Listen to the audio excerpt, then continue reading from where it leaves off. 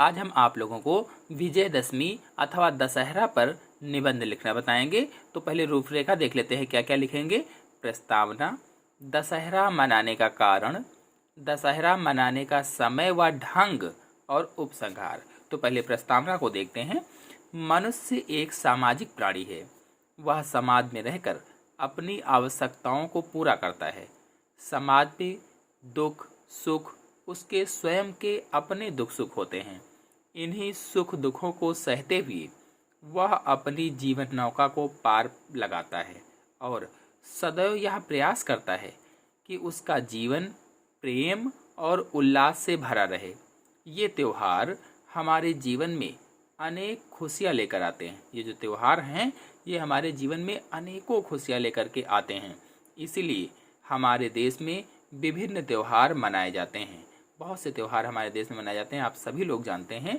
उन्हीं में से विजयदशमी एक धार्मिक त्योहार है। अब आते हैं दशहरा मनाने के कारण पर कि क्यों मनाया जाता है, कारण जान लेते हैं। तो इस पर्व को मनाए जाने के अनेक कारण हैं। कुछ विद्वानों का मानना है कि इस दिन भगवान श्री रामचंद्र जी ने लंका के राजा रावण को मारकर लंका पर विजय प्राप्त की थी। उस शुभ दिन को याद करने के लिए यह पर्व हर साल मनाया जाता है। तो रामायण वगैरह में आप लोगों ने देखा होगा, सब दिखाया जाता है उसमें। ये हुआ पहला मत, यानी कुछ विद्वानों का मानना है कि भगवान राम ने रावण को मारकर लंका पर विजय प्राप्त की थी। उसी शुभ दिन की याद में हर साल दशहरा मनाया जाता है, यह पर्व मनाया जाता है। लेकिन कुछ विद्वानों का मत है कि यह पर्व वर्षा ऋतु के बाद में आता है। इस शुभ दिन को क्षत्रिय राजा अपनी सेना सुसज्जित करके विजय यात्रा पर निकला करते थे, इसीलिए इसको मनाया जाता है। बंगाल और असम में यह त्योहार आसुरी शक्तियों पर दुर्गा की विजय के रूप में मनाया जाता है। जो आसुरी शक्तियां होती हैं उन पर दुर्गा की विजय के रूप में मनाया जाता है। बंगाल में इसे दुर्गा पूजा का उत्सव कहा जाता है। गांव-गांव, शहर-शहर, गलियों और घरों में दुर्गा की पूजा होती है और लोग सज धज कर दुर्गा की मूर्ति को नदी में विसर्जित करने भी जाते हैं और उसके 10वें दिन ये दशहरा मनाया जाता है। फिर आते हैं दशहरा मनाने का समय व ढंग पर।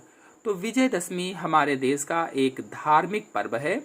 यह आश्विन मास की शुक्ल पक्ष की 10वीं तिथि को मनाया जाता है। यानी 9 दिन नवरात्रि होती है, माता दुर्गा की पूजा होती है और 10वें दिन विजयदशमी या दशहरा मनाया जाता है।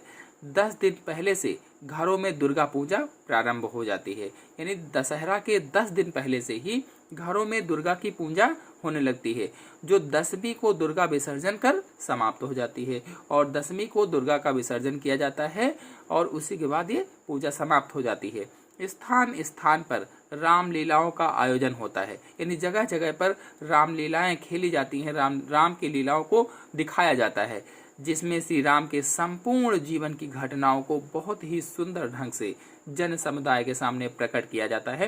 यानी उनके बचपन से लेकर के और जब तक उन्होंने रावण पर विजय प्राप्त की, राजा बने रहे, तब तक की पूरा उसमें दिखाया जाता है। अक्सर करके देखा होगा कि हाँ, रावण की मृत्यु के बाद तक ही दिखाया जाता है। तो ये सब प्रकट किया जाता है। बच्चे, बूढ़े, जवान सभी रामलीलाओं को बड़े चाव से देखते हैं। चाहे वो बच्चा हो, चाहे वो बूढ़ा हो, चाहे वो जवान हो, सभी लोग इन रामलीलाओं को बहुत ही चाव से देखते हैं, बहुत ही प्रेम से देखते हैं। दशहरे के दिन बड़ी धूमधाम से रावण का वध कर उसका पुतला भी दहन किया जाता है और दशहरे के दिन ही बड़ी धूमधाम से रावण का एक पुतला बड़ा सा बनाया जाता है मेले में। और इसके बाद जब सारा मेला समाप्त होने को होता है तो शाम टाइम उस पुतले को जला दिया जाता है और पुतले में बहुत सारे पटाखे वगैरह भी रख दिए जाते हैं। जब उसको जलाया जाता है तो आतिशबाजी भी होती है। क्षत्रिय लोग दशहरा के दिन अपने अस्त्र शस्त्रों का पूजन भी करते हैं और जो क्षत्रिय होते हैं वो दशहरा के दिन अपने अस्त्र और शस्त्रों का पूजन करते हैं। और व्यापारी लोग दशहरे को बही खातों व तराजू बाटों की पूजा करते हैं। यानी जो व्यापारी होते हैं वो दशहरे के दिन बही खातों की, तराजू की, बाटों की पूजा करते हैं। इस दिन कुछ लोग नीलकंठ पक्षी के दर्शन करना शुभ समझते हैं और इसी दशहरे के दिन ही नीलकंठ पक्षी के दर्शन करना बहुत से लोग शुभ मानते हैं। उत्तरी भारत में प्रायः नगरों में दशहरे के मनाने का ढंग एक सा ही है। उत्तरी भारत में पूरे एक जैसे ही दशहरा मनाया जाता है। किंतु हिमाचल प्रदेश के कुल्लू क्षेत्र में इसको मनाने के ठाठ निराले हैं। लेकिन अगर हिमाचल प्रदेश की बात की जाए तो हिमाचल प्रदेश के कुल्लू क्षेत्र में, कुल्लू घाटी में इसको अलग तरह से मनाया जाता है। वहाँ दशहरे के दिन सभी देवी देवता रघुनाथ जी की परिक्रमा करने के लिए नीचे उतर आते हैं। और वहाँ पर होता क्या है, तो दशहरे के दिन ही सभी देवी देवता रघुनाथ जी की परिक्रमा करने के लिए, रामचंद्र भगवान की परिक्रमा करने के लिए नीचे आ जाते हैं। फिर आते हैं उपसंहार पर। तो इस प्रकार विजयदशमी अथवा दशहरा मानवता की दानवता पर, अच्छाई की बुराई पर, सत्य की असत्य पर विजय का त्योहार होता है। यानी इस तरह से जो विजयदशमी है वो मानवता की दानवता पर विजय, अच्छाई की बुराई पर विजय, सत्य की असत्य पर विजय का त्योहार होता है। यह पर्व हमें अन्याय और अत्याचार के विरुद्ध बहादुरी से लड़ने का संदेश देता है। यानी दशहरा का जो पर्व होता है, दशहरे का जो त्योहार होता है, दशहरे का जो मेला होता है, ये हमें अन्याय और अत्याचार के विरुद्ध लड़ने के लिए, बहादुरी से लड़ने के लिए संदेश देता है।